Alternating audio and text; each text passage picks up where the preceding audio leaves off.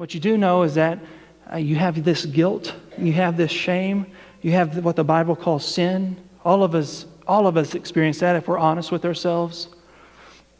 All you got to do is look at the newspaper to see that the world is broken.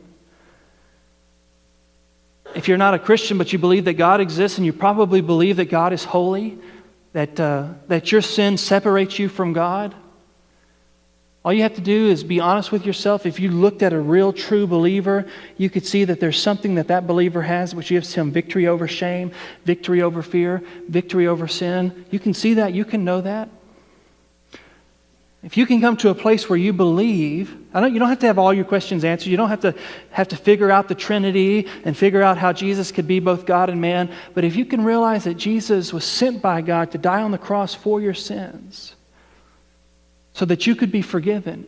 If you can embrace that, and embrace that while holding on to your other questions, you can still exercise faith. You don't have to figure out how God raised him from the dead, but if you will believe that 3 days later God raised him from the dead, I can't figure it out with my mind how it is that it happened. It was a supernatural event, but if you can believe that, you can exercise faith. All you have to do is let what you do know be more important to you than what you don't know. Let your answered questions be more important to you than your unanswered questions, and you can exercise faith.